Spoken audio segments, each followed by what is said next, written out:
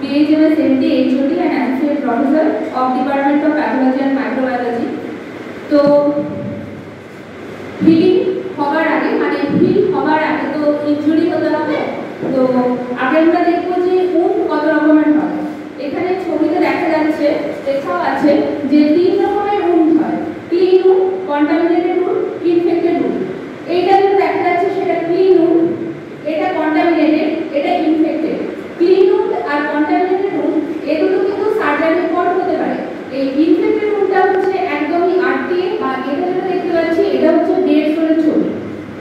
ওকে, এখানে আমরা যেটা দেখেছি ক্লিন উন্ড, এটা যখন কোনো সার্জারি হয়ে যাচ্ছে, সার্জন যখন সুচার করে দিচ্ছে তারপর যেটা তৈরি হচ্ছে এটা হচ্ছে সেইটা। এটাও সার্জারির সুচারি, কিন্তু এটাতে যে এজগুলো এগুলো অতটা অ্যাপ্রক্সিমেটেড নয়, অতটা পরিষ্কার নয়, এতে ইনফ্লামেশন এখনো পরিষ্কার করতে পারছে। এটাই হচ্ছে ক্লিন উন্ড আর কন্টামিনেটেড উন্ডের পার্থক্য। নেক্সট আমরা দেখব এই যে উন্ড হিলিং। উন্ড হিলিং জিনিসটা কি? উন্ড হিলিং জিনিসটা হচ্ছে আমাদের বডির রেসপন্স। যখন কোনো ইনজুরি হচ্ছে আমাদের বডি কিভাবে রেসপন্স করছে in an attempt to restore normal structure and function. এটা একটা ভিডিও আছে উন্ড হিলিং এর, আমি চেষ্টা করছি চালাতে। হ্যাঁ, এটা এই অবস্থায় উনি এসেছিলেন এবং উনি মানে ওনার ক্ষমতা ছিল না অ্যান্টিবায়োটিক খাবার। তো আস্তে আস্তে হিলিং হচ্ছে কোনো রকম অ্যান্টিবায়োটিক ছাড়া। এনার আগে আনকন্ট্রোলড ডায়াবেটিস মেলিটাস ছিল টাইপ 2, তারপর আস্তে আস্তে এইভাবে হিলিং হয়েছে। এই যে হিল আমরা দেখতে পাচ্ছি। হ্যাঁ, টাইম লেগেছে অনেক, বাট কোনো অ্যান্টিবায়োটিক লাগেনি। নেক্সট আমরা দেখব এই যে হিলিংটা হয়, এই হিলিংয়ে দুটো প্রসেস থাকে। মেইন প্রসেস একটা রিজেনারেশন আর একটা হচ্ছে রিপেয়ার। রিজেনারেশন মানে কি? মানে কোনো জায়গায় কোনো টিস্যু যখন ইনজিওর হলো, যখন সেই টিস্যুটার রিপ্লেসমেন্ট লাগবে, তখন যদি আমরা সেই টাইপের সেল দিয়ে রিপ্লেস করতে পারি তখন সেটাকে বলা হয় রিজেনারেশন। আর যদি আমরা যখন কতটা গভীর হচ্ছে, যখন আমরা সেই টাইপের সেল দিয়ে সেই জায়গাটা রিস্টোর না করতে পারছি, অন্য টাইপ লাগছে, তখন আমরা সেটাকে বলবো রিপেয়ার। এই যে বলছে healing by proliferation of connective tissue resulting in fibrosis and scarring. যখন রিজেনারেশন হচ্ছে সেখানে স্কার আমরা সেভাবে দেখব না। এখানে এই যে দেখছি ওই যে বললাম যখন সেম টাইপের সেল দিয়েই রিস্টোরেশন হবে। এই যে এটা একদম উপরে উন্ড হচ্ছে আর এটা গভীর, এখানে আমাদের রিপেয়ার লাগবে, এখানে আমাদের রিজেনারেশন দিয়ে হয়ে যাবে। যদিও আমার টপিক হচ্ছে রিপেয়ার, রিজেনারেশন নয়, কিন্তু তবুও একটুখানি বলা দরকার, কারণ এই যে রিজেনারেশনটা বললাম সেল, যে প্যারেনকাইমা সেলটা ছিল সেই সেলটা দিয়েই হবে। সেই জন্য এখানে আমরা সেলের চারটে ফেজ দেখিয়েছি সেল ডিভিশনের, G1, S, G2, M। এই যে তলায় আমরা ছবিটা দেখতে পাচ্ছি। কিন্তু আমাদের শরীরের যে সেলগুলো আছে সবার পক্ষে তো সম্ভব হয় না একই রকম ভাবে রিজেনারেট করার। 3 ধরনের সেল হয়: ল্যাবাইল, পার্মানেন্ট আর স্টেবল। সেই তার মধ্যে যেগুলো পার্মানেন্ট সেল, যেমন হচ্ছে neuro, skeletal muscle, cardiac muscle, এরা কিন্তু কখনোই ডিভাইড করে না। কিন্তু কিছু সেল আছে যেমন লিভার, আমাদের যখন আরটিএ যখন হয় তখন যদি গ্রেড 3 হয়, যদি একদম ধ্বংস হয়ে যায়, তখন সেখানে বা তার আগেও যদি হয় গ্রেড 1, 2 যখন হয়, অনেক সময় হয় যে আমাদের লিভারে যখন আঘাত হলো, ইনজুরি হলো, তখন সে নিজেই প্রলিফারেট করে। সেখানে আমাদের ওই জন্য লিভারের যে সেলগুলো সেগুলো হচ্ছে স্টেবল সেল, যখন প্রয়োজন হয় তখন সেটা ডিভাইড করে। তারপরে আমরা বলবো ল্যাবাইল সেল, যেগুলো কন্টিনিউয়ালি ডিভাইড করতেই থাকে, যেমন কোন ম্যারো, এটা যদি না ডিভিশন করে তাহলে আমাদের রক্ত পাবো না। এবার আমরা যাচ্ছি রিপেয়ারের প্রসেস। রিপেয়ারের প্রসেস হয় দুটো, একটা গ্র্যানুলেশন টিস্যু তৈরি হয় আর একটা হচ্ছে কন্ট্রাকশন অফ উন্ড। এই যে গ্র্যানুলেশন টিস্যু তৈরি হচ্ছে এটাই হচ্ছে রিপেয়ারের হলমার্ক। গ্র্যানুলেশন টিস্যু ব্যাপারটা কি না, এখানে অ্যাঞ্জিওজেনেসিস হয়, এই জায়গাটা প্রচন্ড লাল হয় কারণ নতুন নতুন ব্লাড ভেসেল তৈরি হয়। নতুন ব্লাড ভেসেল তৈরি হওয়ার প্রয়োজন কেন হয় না, যেহেতু এখানে রিপেয়ার করতে হয়। আগে আমরা দেখেছি যেখানে গভীর ক্ষত, আগের স্লাইডটা দেখেছি আমরা, একবার আমি।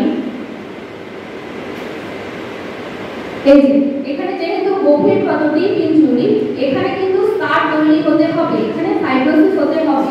আর ফাইব্রোসিস হতে গেলে তার নিউট্রিশন দরকার, যেগুলো নতুন তৈরি হচ্ছে। তো সেখানে আমাদের নতুন ভেসেল তৈরি হওয়ার প্রয়োজন, অ্যাঞ্জিওজেনেসিসের প্রয়োজন। সেটাই বোঝায় যে এখানে আমার প্রপার হিলিং হচ্ছে। আর এটা আমরা দেখাবো এখন একটা স্কিন উন্ড যেটা হিলিং হচ্ছে, সেই এক্সাম্পল আমরা দেখাবো, যেখানে রিজেনারেশন রিপেয়ার দুটোই প্রয়োজন হয়। যেখানে আমরা দেখছি আস্তে আস্তে যেভাবে সেলগুলো ভর্তি হচ্ছে, হিলিং হচ্ছে, দেখলাম। এখানে এই যে কেসটা দেখানো হবে, এটা কিন্তু নর্মাল এমনি শুধু যে ইনজুরি হলো কোনো রকম ইনফেকশন বা কিছু সেরকম নয়। এটা একটা ইনফেক্টেড উন্ড। এনার আনকন্ট্রোলড টাইপ 2 ডায়াবেটিস মেলিটাস ছিল। এনার যখন পিপি ছিল 378 মিলিগ্রাম পার ডিএল, আর ফাস্টিং ছিল 197 মিলিগ্রাম পার ডিএল, এইচবিএসি ছিল 11%। তারপরে অবভিয়াসলি আমাদের হোমিওপ্যাথি ওষুধের মাধ্যমে এটা তারপরে 10.3 এন্ড এখন 6.9% আছে এইচবিএসি। তো এনার ছিল এই স্কিনের সমস্যাটা, এটা পুরুলের ছিল, এটা ইনফেকশন ছিল এটাতে। তো এই কেসটা আমাদের কনস্টিটিউশনাল মেডিসিন দিয়ে যেটা হিলিংটা হয়েছে আমি দেখাচ্ছি। প্রথমে এটা ছিল, আর বলে রাখি এটা আমরা সেই জায়গাটাই দেখাচ্ছি যে জায়গাগুলো দেখানো চায়, এবং এমন জায়গাতে এটার ইনফেকশন ছিল খুব বিচ্ছিরি, কিছু ব্রণর মতো দেখতে পুরুলের সেটা ছিল। সেগুলো অবভিয়াসলি আমি দেখাবো না, দেখানো যাবে না। যেটা জামা কাপড় ছাড়া দেখানো যায় ততটাই দেখানো হয়েছে।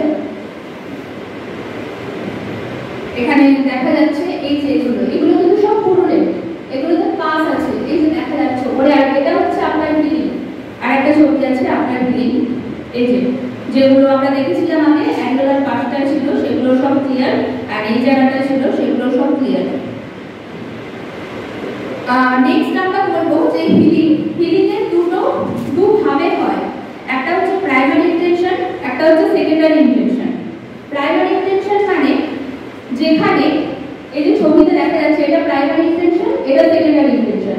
প্রাইমারি ইন্টেনশনে যে এজেস গুলো, এই যে কেটেছে, এই যে ইনজুরিটা হয়েছে, এই যে দুটো সাইডে এই এজেস গুলো প্রাইমারি ইন্টেনশনে অ্যাপ্রক্সিমেট আছে, কিন্তু এই সেকেন্ডারি ইন্টেনশনে যেখানে হিলিং হবে এই এজেস গুলো কিন্তু এত দূরে দূরে। এইটাই হচ্ছে প্রাইমারি ইন্টেনশন আর সেকেন্ডারি ইন্টেনশনের পার্থক্য। আরো কিছু পার্থক্য আছে, যেমন হচ্ছে আমরা এটা দেখেই বুঝতে পারছি যে এটা সারলে তাড়াতাড়ি, এটা সারতে যথেষ্ট দেরি হবে, এবং এটাতে স্কার আমরা দেখতে পাচ্ছি না বললেই হয়। এটাতে কিন্তু এতটা স্কার আমরা দেখতে পাচ্ছি, এবং পরে আমরা এখানে ভাস্কুলারাইজেশনটা আরো বড় ছবি আছে, এখানেও দেখতে পাচ্ছি ভাস্কুলারাইজেশন কম, এখানে দেখতে পাচ্ছি কতটা ভাস্কুলারাইজেশন হয়েছে, যে নিও ভাস্কুলারাইজেশন। ঠিক আছে, হ্যাঁ, এখানে কিছু প্রাইমারি আর সেকেন্ডারি ইন্টেনশনের পার্থক্য বলা আছে। যেমন হচ্ছে প্রাইমারি ইন্টেনশনে যখন কোনো সার্জারি হবে তারপর যে জিনিসটা হবে, এই যে ক্লিন উন্ডে প্রাইমারি ইন্টেনশনে সারবে, unclean wound secondary intention.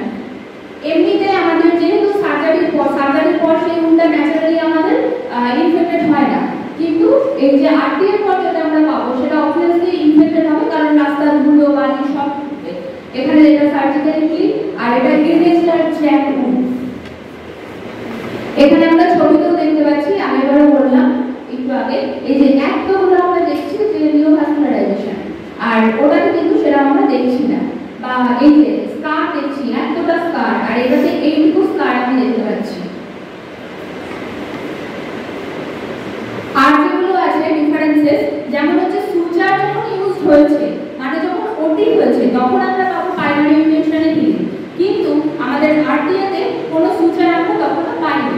Granulation tissue primary ইন্টেনশনে খুব কম তৈরি হয়, সেকেন্ডারি ইন্টেনশনে অনেক বেশি তৈরি হয়। লিনিয়ার স্কার থাকে, এখানে কন্ট্রাক্টেড হতে পারে, সেটা আমরা পরে ছবিতে দেখাবো। এবং কমপ্লিকেশন হিসাবে যেহেতু সেকেন্ডারি ইন্টেনশনে ইনফেক্টেড থাকে, সেই জন্য পাস ফর্মেশন হয়। এখানে আমরা দেখবো আরেকটা ভিডিও। উইথ ডেট আছে, এটা 2024 এর ভিডিও। এই যে এই জায়গাটা, এইটাকে আস্তে আস্তে হিট হচ্ছে, টাইম আছে এখন নিয়ে। এই যে এইগুলো পুরো ছিল ইনফেক্টেড, পা এটা বাঁপা ডানটা দুটোই ছিল ইনফেক্টেড। এটা সারতে প্রায় 1 বছর লেগেছিল।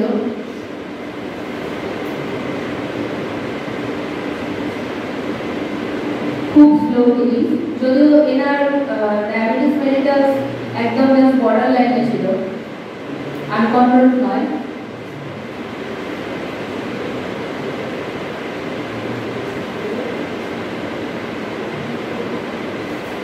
এই যে এবার আমরা দেখছি জায়গাটা, কিন্তু এখানে আমরা দেখতে পাচ্ছি এখানে কিন্তু দাগ হয়ে গেছে। পরে আমি দেখাবো পিগমেন্টেশন, এই যে পিগমেন্টেশন আছে, কিন্তু ওই স্কারটা আমরা দেখতে পাচ্ছি অল্প, কিন্তু ওই ক্ষত ওই ইনজুরি কিন্তু আর নেই। এবার আমরা দেখবো সিকোয়েন্স অফ ইভেন্টস। এই যে ঘটনাগুলো হলো কিছু পর পর ইভেন্টের মাধ্যমে তো হয়। প্রথমে যেটা হয় সেটা হচ্ছে হ্যামারেজ। যখন ইনজুরি হলো তারপর হ্যামারেজ তো হবেই, তারপরে acute inflammatory response, acute inflammation কিছু থাকবে, তারপরে epithelial change, organisation and suture crack. মানে যেটা প্রথমে ইনফ্ল্যামেটরি রেসপন্স করছি, যখন হ্যামারেজটা হচ্ছে তারপরে প্লেটলেট আসে। প্রথমে platelet adhesion, activation and aggregation.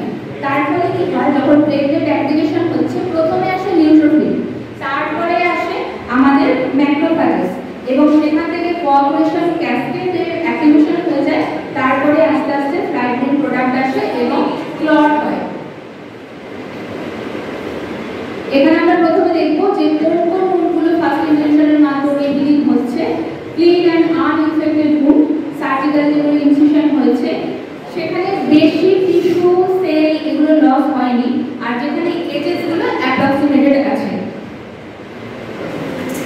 এখানে মেকানিজমে আমরা প্রথমে এটা বলবো যে প্রথম 24 ঘন্টার মধ্যে কিছু ঘটনা ঘটে, তারপর আস্তে আস্তে আমরা 2 দিন 3 দিন 21 দিন পর্যন্ত আমরা দেখব কি কি চেঞ্জেস আসে।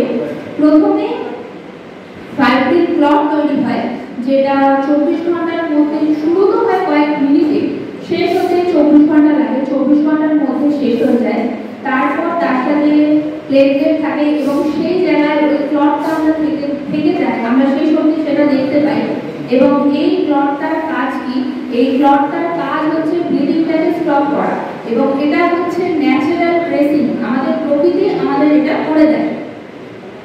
তারপরে এখানে আমি বললাম যেটা, যে প্রথমে নিউট্রোফিল আসে, তারপরে ম্যাক্রোফেজ আসে, এটা ইনফ্ল্যামেটরি চেঞ্জ। এখানে তারপরে আমরা দেখব প্রলিফারেশন। প্রলিফারেশন অ্যাকচুয়ালি 3 রকমের হয়: epithelial proliferation, blood vessel proliferation and fibroblast proliferation. তারপরে রিমডেলিং হয়। সেই রিমডেলিংটা কিন্তু শুধুমাত্র প্রাইমারি ইনটেনশনে হয়, সেকেন্ডারি ইনটেনশনে হয় না। সেই জন্য বলা হয় যে প্রাইমারি ইনটেনশন সবসময় হচ্ছে একটা বেটার অপশন।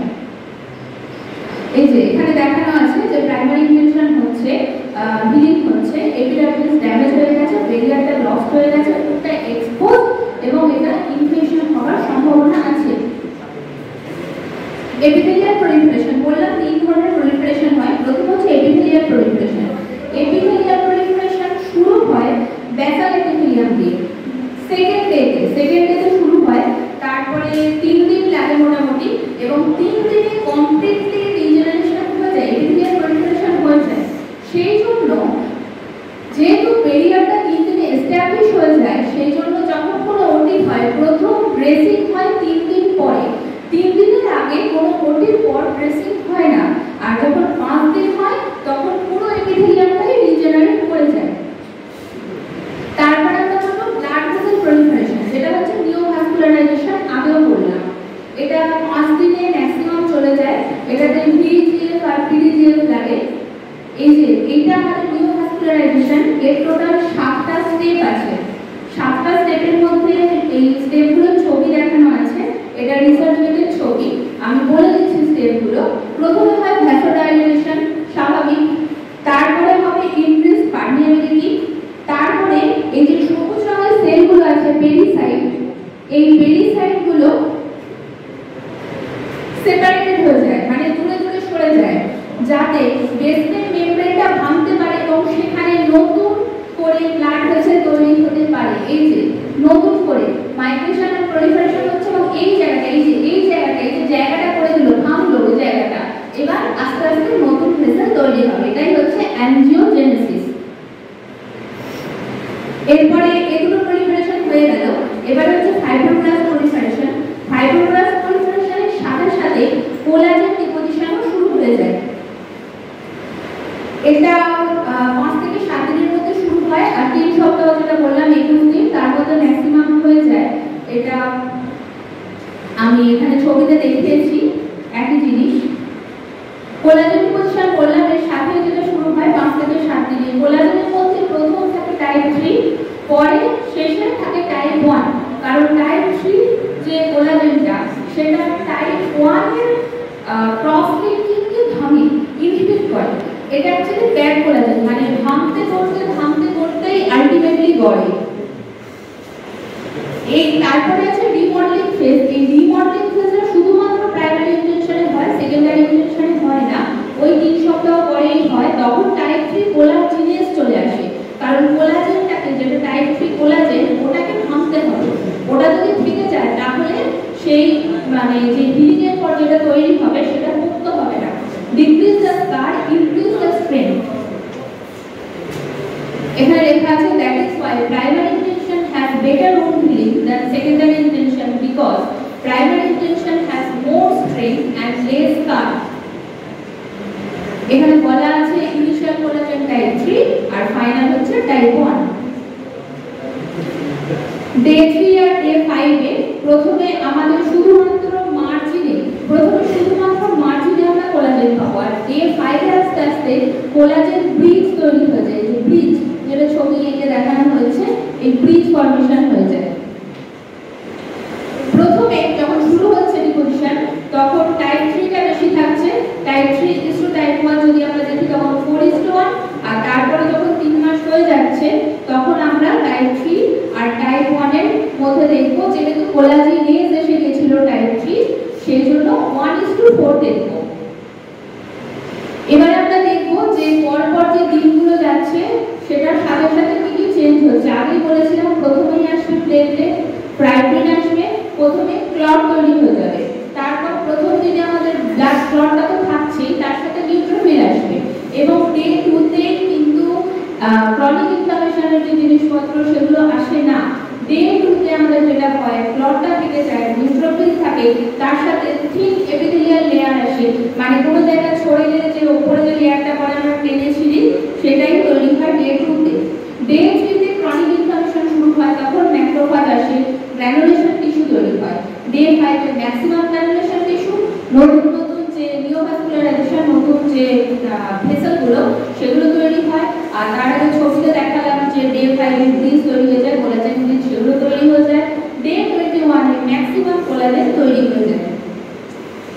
এখানে আরেকটা ছবি দেখাচ্ছি, ফার্স্ট ইনটেনশন আর সেকেন্ডারি ইনটেনশনে, প্রাইমারি ইনটেনশন সেকেন্ডারি ইনটেনশনে ওই একই জিনিস, যে এখানে আমরা দেখতে পাচ্ছি কম আছে আর এখানে দেখতে পাচ্ছি বেশি আছে, যে একদমই ছড়ে। প্রথম দিকে দেখছি যেটা বেশি, এটা কম। এবারে আমরা আসবো সেকেন্ডারি ইনটেনশনে। সেকেন্ডারি ইনটেনশনের হিলিং এ প্রাইমারি ইনটেনশনের মতো, শুধু এক্সট্রা হচ্ছে ইনফেকশন। কখন আমরা সেকেন্ডারি ইনটেনশনে যাব?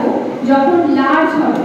আগে ছবিতে অনেকবার দেখানো হলো, যখন লার্জ হবে তখন সেকেন্ডারি ইনফেকশন থাকবে। যখন অনেকটা সেল টিস্যু এদের লস হয়ে যাবে, আর যখন wound is not approximated তখন আমরা সেকেন্ডারি ইনটেনশনে যাব। এই যে সিকোয়েন্স অফ ইভেন্টস সবই সেম, শুধুমাত্র ইনফেকশনটা এক্সট্রা আছে। এটা একটা ছবি, এটাও এখানেও দেখা যাচ্ছে যে এখানে একবার স্কার টিস্যু ফর্মেশন হয়েছে, ওখানে নেই বললেই চলে। এটা আরেকটা কেস দেখাচ্ছি, এটা অ্যাক্সিলায়, দুদিকের অ্যাক্সিলাতে এই সমস্যা আছে, দুদিকের অ্যাক্সিলাতে ছবি দেওয়া আছে, ডেবিলে দেওয়া আছে। এই যে হিলিং হচ্ছে আস্তে আস্তে, পুরো ক্লিন হয়ে গেছে।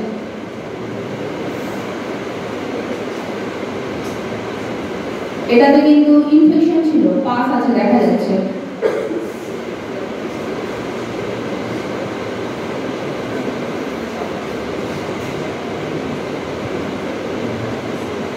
এই যে পুরো ক্লিন হয়ে গেছে দুটো দিকে। এবারে হচ্ছে কমপ্লিকেশন। কমপ্লিকেশন কি কি থাকতে পারে? প্রথম কমপ্লিকেশন তো ইনফেকশন, তার সাথে কিছু সিস্ট হতে পারে, পিগমেন্টেশন হতে পারে। আগের যে পাইপ টেস্টটা দেখালাম সেখানে পিগমেন্টেশন দেখেছি আমরা। স্কার ফর্মেশনটা ডেফিসিয়েন্টও হতে পারে, পেশিও হতে পারে। যদি ডেফিসিয়েন্ট হয় সেখান থেকে আমরা হার্নিয়েশন দেখতে পাই অনেক সময়, আবার পেশি হলে আমরা কি দেখতে পাই, তার কিলয়েড বা হাইপারট্রফিক স্কার, এগুলো আমরা দেখব। তার সাথে এক্সেসিভ কন্ট্রাকশন হতে পারে, নিওপ্লাসিয়া হচ্ছে রেয়ার। এখানে আমরা এক্সেসিভ করতে গেলে দেখব যদি গ্র্যানুলেশন টিস্যু প্রচুর তৈরি হয়ে যায়, তার মানে তো ব্লাড ভেসেল প্রচুর আসছে, তখন ওই জায়গাটাকে বলে প্রাউড ফ্লেশ, মানে পুরো একদম লাল হয়ে যায়। আর স্কার টিস্যু বেশি থাকলে আমরা কিলয়েড আর হাইপারট্রফিক স্কার পাবো। এখানে আমরা কিলয়েড আর হাইপারট্রফিক স্কারের পার্থক্যটাও দেখব, কারণ কোনো একটা জায়গায় উন্ডটা হয়েছে, যদি সেই উন্ডের মার্জিনেই আমি পাই তাহলে সেটা হবে হাইপারট্রফিক স্কার।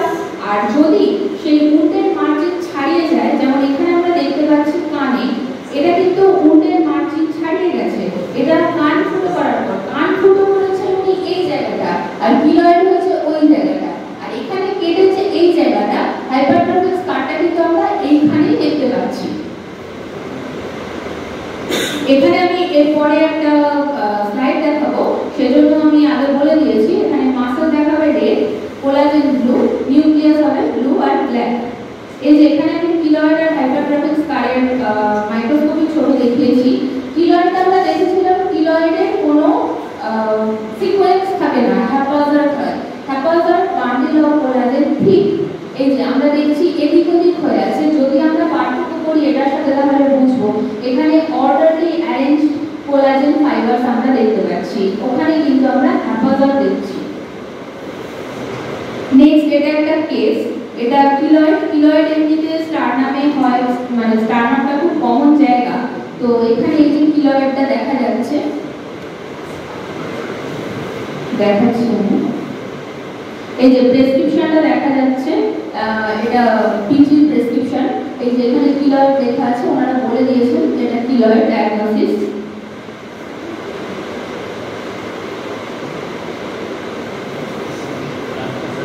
এই যে কিলয়েডটা পরিষ্কার দেখা যাচ্ছে, এখানে আছে একটা, এখানে আছে একটা, এটা কিন্তু মানে ওনার বান্ডিং এর হিস্ট্রি আছে।